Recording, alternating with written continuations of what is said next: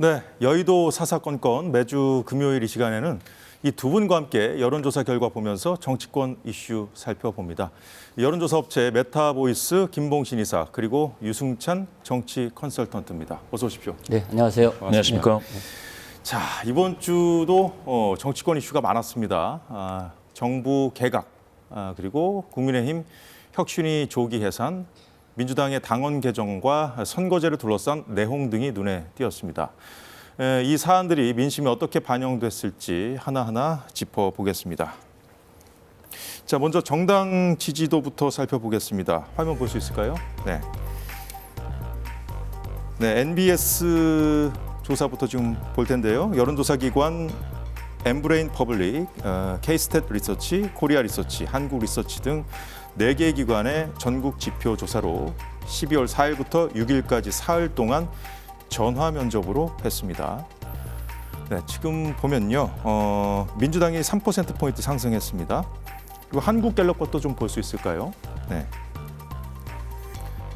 갤럽이 자체 조사한 것으로 12월 5일부터 7일까지 NBS보다는 뭐 하루씩 좀 그러니까 시작과 끝이 하루씩 뒤로 밀려서 한 것인데 전화 면접으로 실시했습니다.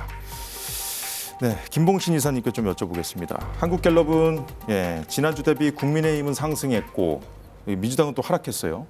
그 NBS하고 좀 차이가 있는데 여전히 뭐 그래도 오차 범위 내에서 좀 비등한 구도다 이렇게 볼 수 있겠죠? 그렇죠. 예. 두 개의 조사 결과의 차이를 강하게 해석하기는 좀 어렵고요. 사실은 두 조사 모두 다 양당이 오차 범위 이내에서 대등한 그런 경쟁을 하고 있다 이렇게 볼 수 있겠습니다.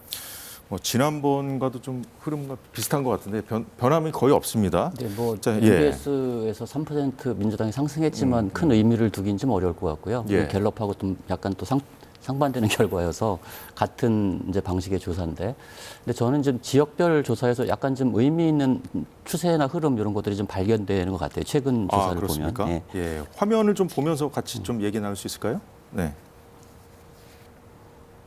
네, 지역별 정당 지지도 지금 이제 나오고 있는데요. 지역별 보면은 이제 저는 이제 전통적으로 보면 이제 TK는 국민의힘을 많이 지지하고 그리고 호남은 민주당을 많이 지지하지 않습니까? 그렇죠. 근데 전통적으로는 호남의 민주당 지지율이 TK의 국민의힘 지지율보다 좀 앞서는 경향이 좀 결집도가 좀 높다는 말씀이신가요? 거의 계속 그렇게 그런 추세로 이어져 왔거든요. 근데 이제 최근 조사들을 보면 TK의 국민의힘 결집은 강해지는데 호남의 민주당 지지율은 약간 이완되는 경향을 좀 보이고 있습니다. 66대 51 이렇게 나오네요. 그러니까 지금 갤럽 지지 같은 경우는 대구 경북에서 국민의힘 지지율이 66%, 이건 굉장히 결집했다고 볼 수 있고요. 광주 전라에서는 51%인데 어떤 조사에서는 43%까지 나온 조사가 있습니다. 그래서 원인을 좀 알 수 있을까요? 그래서 저는 이것이 지금 의미가 좀 있다. 뭐 뒤에 이제 차기 지도자 조사에서도 그런 경향들이 좀 나타나는데. 따져보자 뒤에서 또. 그러니까 이거는 지금 호남 지난번 보궐선거에서도 그랬고 그 이전에 지방선거에서도 호남의 투표율 자체가 굉장히 낮지 않았습니까? 그러니까 민주당 혹은 이재명 대표 리더십에 대한 호남의 전폭적인 지지가 좀 없다, 지금 이완되고 있다. 더군다나 최근에는 이제 이낙연 전 대표가 그 이재명 대표 체제를 강하게 비판하면서 뭔가 좀 흔들고 있는 양상이잖아요. 그런 것들이 호남 민심이 민주당을 전폭적으로 지지하는데 약간 주저하게 만드는 요인이 되고 있다고 보고 있고요. 사법 리스크도 혹시 뭐 사법 리스크도 그렇죠. 그러니까 호남은 어쨌든 차기 정부를 우리 손으로 만들겠다는 의지가 되게 강한 데잖아요. 그러니까 그런 민심의 변화가 있는데 거기에 대해서도 약간 사법 리스크에 대한 그 위험도 뭐 이런 것들도 좀 이게 장기간 지속되다 보니까 이제 피로감도 좀 쌓였을 것 같고 뭐 실제로 사법 리스크가 있는 거 아니냐 이런 얘기들도 좀 나오고 있어서 그런 것들이 이완의 요소가 되고 있는 것 같다고 저는 보고요. 상대적으로 대구 경북 지역의 국민의힘 결집도가 높아지는 것은 아마 어떤 위기감의 발로일 거다. 특히 최근에 어떤 이준석 신당이 사실 굉장히 한동안 뜨거웠지 않았습니까? 근데 그런 위기감의 발로 뭐 이런 것들이 오히려 국민의힘에 대한 결집도 지지도를 더 높이고 있는 것이 아닌가. 그것이 또 이제 그 이준석 그 전 대표의 약간 경쟁 구도를 갖고 있는 한동훈 장관에 대한 지지율 상승으로 좀 이어지고 있는 것이 아닌가 이런 생각이 듭니다. 예, 그것도 좀 살펴보죠. 오늘 주목할 만한 데이터가 하나 나왔습니다. 차기 대통령 선호도 조사 결과인데요. 네, 화면에 지금 나오고 있죠. 두 분이 뭐 박스권이라고 표현하셨을 만큼 눈에 띄는 변화가 없는 정당 지지율 등 다른 지표와는 좀 달리 좀 뭔가 좀 변화가 눈에 띄는 변화가 지금 쭉 보이고 있습니다. 자, 이재명 민주당 대표가 19%, 한동훈 법무부 장관이 16%로 나타났습니다. 한 장관 작년 그 6월 선호도 4%로 처음 등장했고요.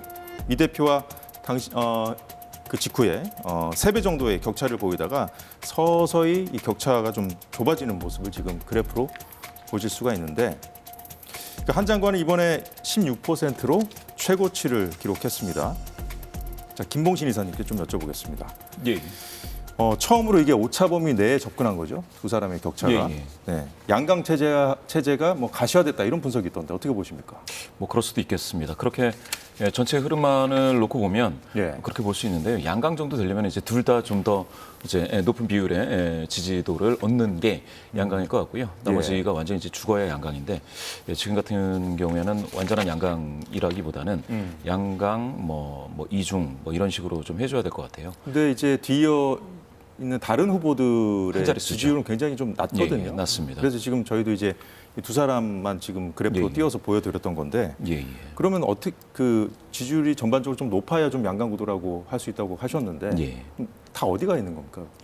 그러니까 이제 모르겠다라는 응답도 상당히 지금 예. 많죠. 그래서 의견을 유보하는 응답이 무려 43%입니다. 물론 그렇군요. 이게 네. 이제 그 선택지를 주고 묻는 게 아니고요. 자유 응답식이기 때문에 이거는 예. 인지도라기보다는 이제 자기가 머릿속에 상기하는 선호도이지만 내 머릿속에 딱 남는 그런 후보들을 그런 어떤 인물을 이야기하기 때문에 예. 이재명 19나 한동훈 16이 결코 이제 적은 수치는 아닙니다. 다만 아직은 뭐 의견을 이제 유보하거나 예. 기타 인물로 흩어져 있는 그 비율이 이제 절반 정도까지 이제 되기 때문에 상당히 좀 더 지켜봐야 되는 것이고요. 그런데 네. 제가 봤을 때는 이제 이재명 대표 같은 경우는 이제 사법 리스크라든지 아무래도 뭐라고 해야 될까요? 지금 개파 갈등도 좀 맞습니다. 심각해지고 있지 않습니까? 그러니까 리더십을 발휘할 수 있는 기회가 많이 적고 그러다 예. 보니까 언론에 많이 나오지 노출되고 있지 못합니다. 그래서 뭐 당 대표가 도대체 이제 언론에 많이 안 나오니까 문제가 좀 있는 것 같고요. 그런데 한동훈 장관은 아무래도 총선에서 이제 역할론 등으로 좀 예. 집중적으로 언론 스포트라이트를 받고 있다. 그래서 보면은 이재명 대표는 민주당 지지자 중에서 예. 50% 지난달도요. 이번 달도 50% 똑같습니다.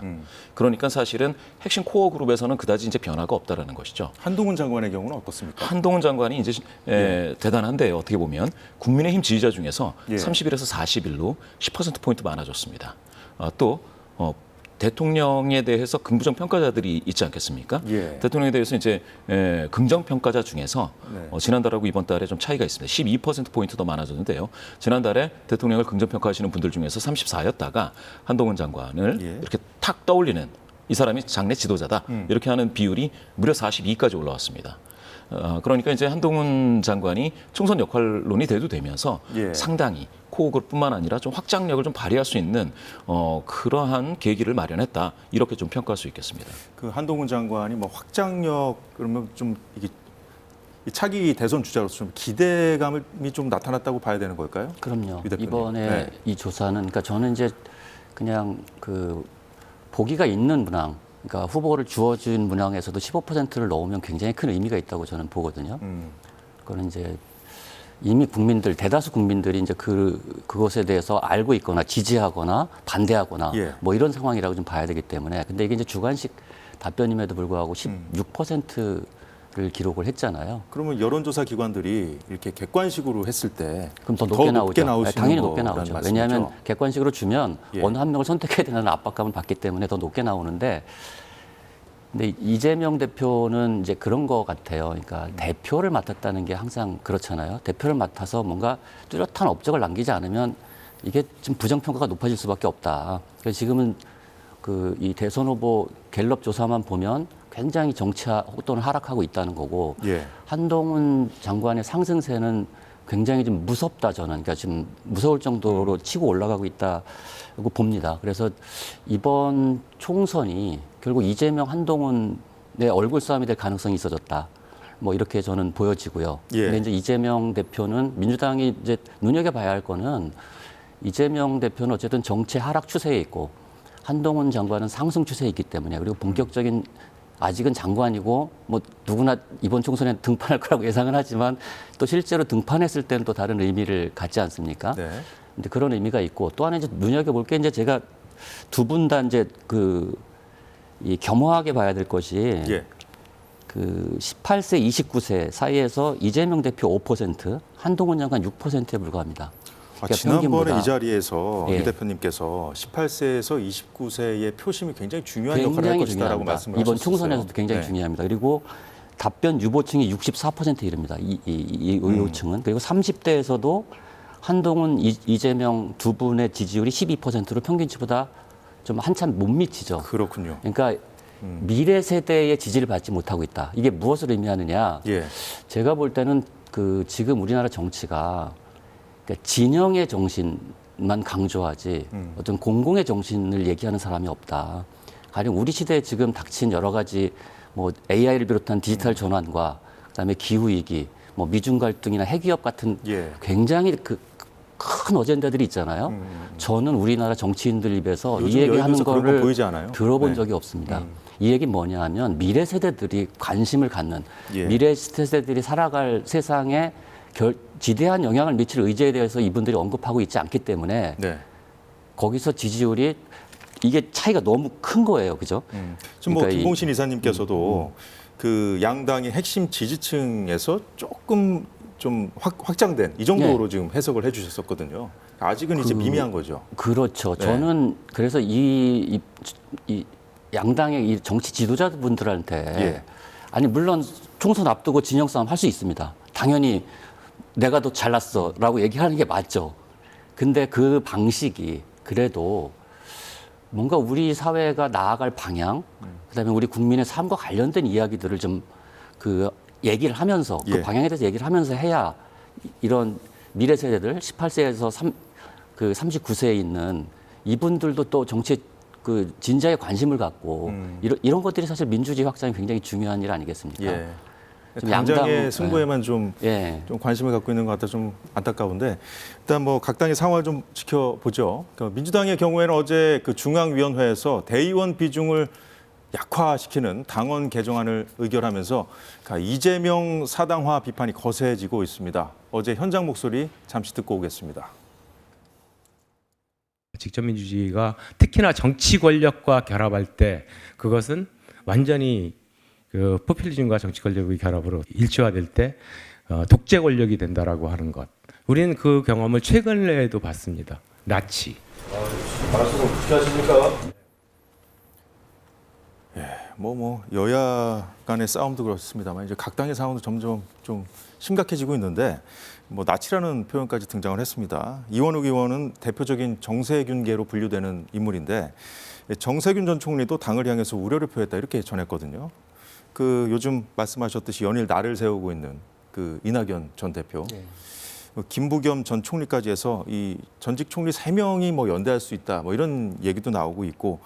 뭐 이 중에 일부가 또 탈당을 하면 이건 뭐 민주당이 2개가 되는 거 아니냐 뭐 여러 가지 얘기들이 지금 나오고 있는데 이 사법 리스크와 함께 이재명 대표 사법 리스크와 함께 민주당의 악재로 좀 작용하고 있다고 보시는지요? 뭐 이거는 많은 사람들이 지금 예상했던 거죠. 그러니까 민주당은 사실 너무 덩치가 큰데 이거를 이게 이제 사당화라는 표현이 지금 그러니까 사당화라는 표현보다 저는 이제 어떤 당의 민주주의를 해석하는 방식이 너무 아전인수다 이런 생각이 들어요. 이번 중앙위원회도 이제 2개를 한꺼번에 했거든요. 2개 다른 성격의 아니 전당대회 룰, 그러니까 대의원 권한을 축소하는 전당대회 룰. 이거는 당원에 이제 1년 전에 개정할 수 있게 돼 있기 때문에 전당대회는 1년이 더 남았거든요. 그러니까 괜찮아요. 근데 현역 의원 페널티를 강화한 이거는 총선이 불과 몇 달 남지 않지 않았습니까? 어떻게 보면 현역 의원들에 대한 평가가 진행되는 와중에 지금 네, 그렇죠. 룰을 바꾼 거잖아요. 그렇죠. 룰을 바꾼 거죠. 이거는 당원을 위배한 거예요. 근데 이 2개를 한꺼번에 투표했단 말이에요. 그러니까 이제 이게 과연 민주주의적 방식이냐 뭐 이런 이제 논란이 있을 수가 있고 그리고 이 현역 의원 이 평가를 이제 페널티를 강화한 조항은 자칫 잘못하면 이제 이 보복 공천 같은 얘기들이 나올 수가 있는 거죠. 김용계들이 말하는 공천 그렇죠. 학살. 예, 공천 학살 뭐 이런 얘기들이 나올 수 있는. 그래서 굳이 지금 그거를 했어야 되는지. 예. 그러니까 그 룰이 있는데 뭐 그런 거고. 그래서 저는 사실은 이것뿐만 아니라 지금 이제 선거제도 개혁을 둘러싼 당내 논란이 있지 않습니까? 예. 여기는 굉장히 많은 수의 의원들이 연동형 비례제를 지지하고 있어요. 민주당 내에. 그거는 뭐 개파와 상관없이 거의, 지금 거의 절반 의견이 뭐 갈리는 걸로 이렇게 알고 이제 나뉘고 있습니다. 있는데 만약에 네. 이런 거 이것이 저는 뭐 분당의 분기점이 될 수도 있겠다. 가령 이런 얘기가 있어요. 이상민 의원이 당을 나가면 탈당이고 이낙연 전 대표가 당을 나가면 분당이다. 뭐 이런 얘기가 있거든요. 예. 그러니까 그만큼 어쨌든 지역 기반을 가진 파괴력이 있는 정치인이 당을 나갈 것을 최근에 강력하게 시사하고 있지 않습니까? 예. 오늘 어떤 보도를 보니까 이미 실무진의 신당 창당을 준비하라고 지시를 내렸다는 보도도 오늘 나왔던데 민주당이 만약에 이제 이낙연 전 대표와 그리고 물론 그 나머지 두 분의 총리들이 같이 하실 그건 뭐 쉽지 않은 일이겠지만 어쨌든 그 전직 총리, 그 전 대표가 당을 나간다는 것은 민주당으로서는 큰 위기라고 볼 수 있죠.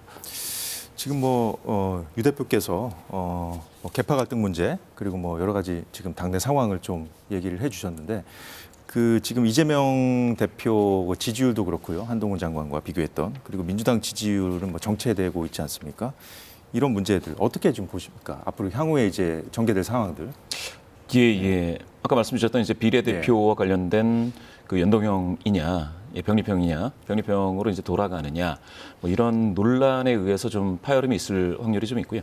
지금 방금 말씀하신 이제 신당이 분당이 돼서 이제 신당이 되는 요 과정은 약간 갸우뚱합니다. 왜냐하면 그게 신당이 된다고 하면은 약간 뭐 새로운 비전이라든지 시대 정신이라든지 아까 말씀 주셨던 어떤 뭐 청년층에게 제시할 수 있는 무엇인가 이제 미래상이라든지 뭐 이런 게 있어야 되는데 사실은 여야를 막론하고 신당을 지금 만들겠다고 하시는 분들 중에 그게 뚜렷하게 제시되는 곳은 한 군데도 없습니다. 자, 그렇다면 지금 무당층도 상당히 많잖아요. 예. 이번 조사에서도 한 27% 정도 나온 것 같던데 이 무당층이 뭐 신당을 지지하거나 아니면 결국에는 이 지금 총선이 결국에는 지난 대선의 연장전이다 하면서 뭐 각 당이 지금 뭐 죽기 살기로 지금 하고 있지 않습니까? 그럼 결국에는 투표장에 나가는 날은 그냥 양 당으로도 귀결될지 어떻게 봐야 되겠습니까? 그렇게 될 수도 있겠는데요. 네.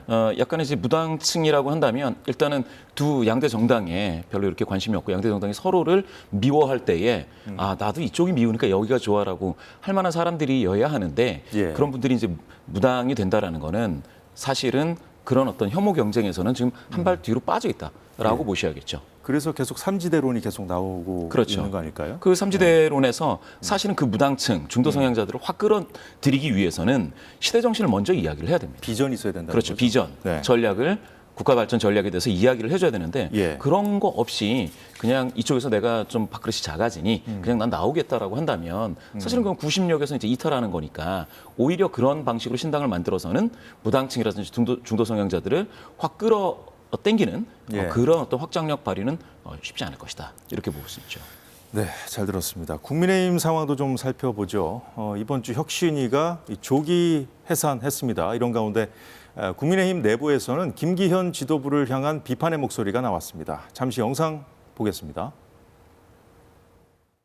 강서구청장 선거 참패 이후 출범한 이뇨한 혁신위는 당 지도부의 무응답과 시간 끌기에 가로막혀 사실상 실패로 끝나고 말았습니다. 이제 당 지도부가 더 이상 시간 끌지 말고 혁신에 응답해야 할 차례입니다.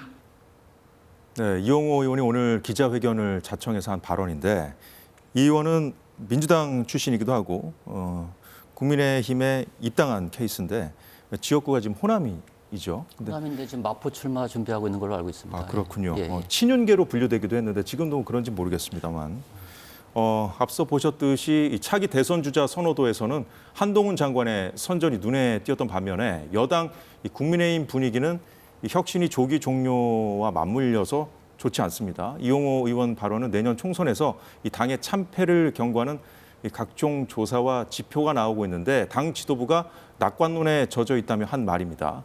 국민의힘이 총선 판세를 자체 분석해 보니까 서울 49개 지역구 중에 6개에서만 우세를 보인다는 결과가 오늘 공개되면서 당내 동요가 커지고 있다는 보도도 나왔습니다. 네, 좀 KBS 충격적인 기사인데요. 보도죠. 네. 네. 자, 그 김봉신 이사께 좀 여쭤보겠습니다. 이용호 의원 지적한 그 위기론과 관련해서 예. 그 여론조사 결과 중에 좀 짚어볼 지표가 있죠? 예, 예. 예, 좀 화면을 좀 볼 수 있을까요? 네, 이것도 한국갤럽 조사 중 일부인데요. 현 정부를 지원하기 위해 여당 후보가 다수가 당선이 돼야 된다. 이건 뭐 쉽게 말해서 정부 지원론이라고 볼 수가 있고, 현 정부를 견제하기 위해 야당 다수가 당선이 돼야 된다. 이게 51%로 나왔는데 이거는 뭐 정부 견제론 아니겠습니까? 아까 전에 우리가 정당 지지도를 봤을 때는 뭐 비등비등한데 이거는 좀 16%포인트 차이가 났어요. 어떻게 봐야 됩니까? 근데 저 차트에서 이제 야당 다수라는 게 예. 파란색으로 표시를 하셨지만 그 야당 여러 야당이 있기 때문에 저게 모두 다 민주당이 다수가 돼야 된다라는 의견은 아닌 겁니다. 그렇군요. 예, 예. 일단은 여야를 이렇게 저렇게 이제 비교를 했을 때에 예. 35대 51이면 벌써 16%포인트 격차인데요. 여당보다는 야당 쪽으로 다수 당선돼야 된다라는 의견이 이렇게 많은 적은 갤럽 조사에서 이번 이 시즌에서는 처음입니다. 이게 그렇다는 뭐 건 무당층도 답변을 한 건가요? 여기? 물론입니다. 다 이제 답변을 한 거고요. 예. 그래서 지난달에는 이게 이제 46이었는데 51로 야당은 많아진 거고요. 예. 지난달에 40이었던 여당 후보만이 당선돼야 된다가 지금 35로 5%포인트 빠진 거죠. 그래서 격차가 지난달에는 6%포인트밖에 안 났는데 예. 지금 이게 확 벌어져서 16%포인트로 이제 벌어진 겁니다. 자, 그렇지만 무당층까지 답변을 한 결과라면 이 무당층이 선거 당일에는 어떤 선택을 할지 모르는 거잖아요. 그렇죠. 네. 그래서 그 다음 질문이 지금 이제 차트는 안 나올 텐데요. 예. 총선 투표 의향 비례대표로 어느 정당을 찍겠냐. 이거는 이제 여야냐가 아니고 어느 예. 정당을 찍겠느냐.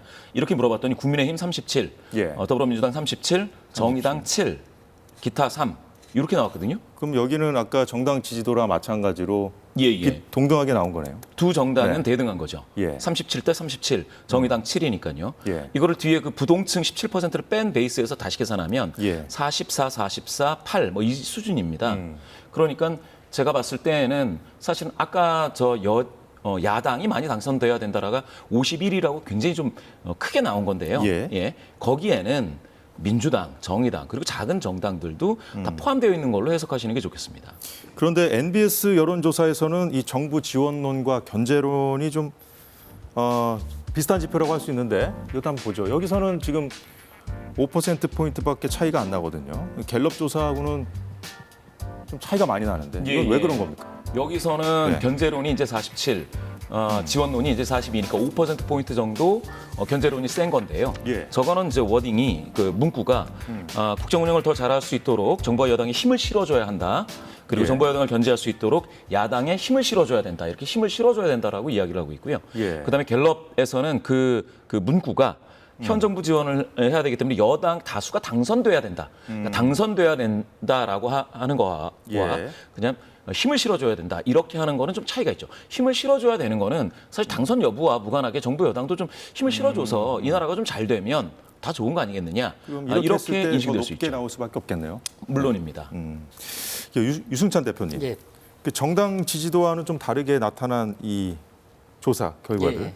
어떻게 보셨습니까? 사실 뭐 정당 지지도와 이게 프레임 조사는 좀 다르게 나타나고, 그러니까 프레임 조사는 이제 대통령 국정 지지도와 뭐 여러 예. 가지들이 이제 복합적으로 반영돼서 나타나기 때문에 사실 실제 총선에 영향을 미치는 거는 대통령 지지율과 이 프레임 조사가 더 영향을 대통령 미치거든요. 지지율도 좀 이따 볼 건데요. 네, 그러니까 그 대통령 지지율이 지금 어쨌든 뭐 전체적으로 좀 낮은 상태가 계속 유지되고 있고, 만약에 갤럽처럼 저렇게 프레임 벌어져 있다 그러면 예.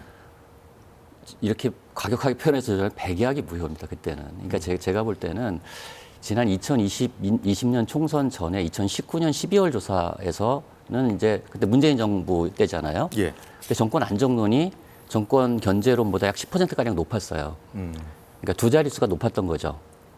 그때 총선 결과가 이제 민주당 압승으로 나타나지 않았습니까? 근데 예. 지금은 사실은 양당에 제가 충고하지만, 그러니까 그 국민의힘은 갤럽 조사를 바탕에 두고 선거 전략을 짜야 되고요. 민주당은 NBS 조사를 바탕에 두고 선거 전략을 짜야 됩니다. 그러니까 자신들한테 좀 나쁜 조사 결과를 바탕으로 해서 선거 전략을 짜는 게 필요하고, 물론 예. 지금은 그 지난 총선보다 훨씬 더 정치적 유동성이 큽니다. 가령 뭐 이준석 신당, 뭐 이낙연 신당 제3지대로는 계속 나오고 있고, 뭐 선거제 이슈도 있고요. 선거제 이슈도 있고, 변수들이 너무 많은 것 같아요. 그 다음에 저는 뭐 국민의힘이 그래도 20, 30대 유동층을 끌어들이기 위해서 가령 이준석과 극적으로 연합을 할 수 있다. 이런 판세가 또 흔들릴 겁니다. 제가 볼 때. 그러니까 총선과 관련된 이 판세에 대해서 일단 지금 상태로 가면 가령 내일 선거가 치러진다. 그러면 사실 국민의힘은 참패하게 될 겁니다. 근데 앞으로 사실은 국민의힘이 더 많이 준비를 해야 될 것이다. 이번 지금 오늘 나온 이 조사 결과에 바탕을 둔다면. 앞서 뭐 이용호 의원 발언을 우리가 들었습니다마는 지금 그 이용호 의원뿐만 아니라 김기현 지도부가 무슨 뭐 혁신을 해야 된다든가 희생을 해야 된다는 그런 그 당내 의견들이 지금 본물처럼 쏟아지고 있어요. 뭐 민주당 180석 발언에 대한 비난이 아닌 대책이 있어야 한다든가 혁신 기회를 놓치면 당의 생존이 위태로울 수 있다 등등 여러 의원들의 발언들이 좀 나왔거든요. 그 얘기는 뭐 많이 나왔던 거고 저는 이렇게 봐요. 그러니까 그건 이제 윤석열 대통령의 의중에 달려 있을 것이다라고 보는데 두 가지가 다 가능합니다. 그러니까 비대위 체제로 가느냐 아니면 김기현 대표를 두고 강력한 선대위를 꾸리느냐 이 두 가지 두 가지가 다 가능한데 그 지금 분위기는 제가 느끼는 분위기는 그러니까 대통령께서 김기현 대표를 만나고 뭐 이런 이제 분위기로 봤을 때는 대표직을 유지하고 선대위 체제로 간다 뭐 이런 정도로 가닥이 잡히고 있는 것이 아닌가. 근데 이제 비대위 체제로 갔을 때가 파괴력은 더 크죠. 당이 크게 바뀔 거다는 기대감을 국민들한테 심어주니까. 그러니까 선대위는 그야말로 선거를 위한 거잖아요. 그래서 저는 어쨌든 그 한동훈 체제로 이번 총선을 돌파할 것이 거의 확실시됩니다, 지금. 그러니까 어쨌든 지지율도 상승하고 있고 확장성도 있고 특히 수도권 선거에 영향이 있을 것이기 때문에 근데 한동훈 비대위 체제로 갈 거냐, 한동훈 선대위 체제로 갈 거냐, 그리고 여기에 이준석과 연합을 할 거냐 말 거냐. 이거는 그 어느 선거보다도 파괴력이 큰 이런 구도라고 볼 수가 있습니다. 알겠습니다. 뭐 시간이 얼마 남지 않아서 일단 대통령 국정수행 지지율 잠깐 살펴보겠습니다. 격주로 진행되는 NBS 여론조사는 긍정평가가 11월 4주차 대비 3%포인트 하락했습니다. 한국갤럽 것도 좀 볼 수 있을까요? 네, 전주 대비 긍정평가가 32%로 유지된 모습입니다. 자, 그 김봉신 이사님. 일단 긍정평가에서 그 요인들 있지 않습니까? 긍부정평가 요인도 좀 한번 좀 살펴보면서 좀 얘기를 좀 나눠볼게요. 네, 지금 나오고 있는데 긍정평가에서 외교가 11%포인트 하락했고 근데 이게 부산 엑스포가 긍부정 요인에 또 다 포함된 게 지금 눈에 띄어요. 이거 어떻게 해석해야 되겠습니까? 부산 엑스포 유치 노력이 이제 1% 긍정평가 이후에 잡혔는데요. 실패에 대해서 좀 실망하는 그런 그 국민분들도 있어서 그것도 이제 부정평가 이후에서는 이제 3%로 잡혔습니다. 그 외교는 그동안 그 긍정평가 요인에 압도적으로 많았던 부분인데 11% 빠졌어요. 하락했죠. 이게 그 부산 그 엑스포 유치 실패랑 조금 연관져서 볼 수 있다는 거죠? 맞습니다. 외교 성과가 이제 드러나지 않고 전반적으로 이게 뭡니까 외교 현장 자체는 되게 화려하고 뭐 황금 마차를 타신다든지 이런 어떤 좋은 모습들이 언론에 비쳤는데 실제 그런 성적표를 받아보니 참패다라고 하는 것들이 이제 나타났습니다. 그래서 제가 봤을 때는 외교를 통해서 이렇게 대통령 긍정률을 유지하는 한 30한 초중반을 유지하는 요 흐름이 되게 위험해졌다. 이렇게 좀 볼 수가 있겠고요. 그래서 이제 뭡니까 아까 갤럽에서는 이제 횡보했다고 하셨는데요. 32대 32로.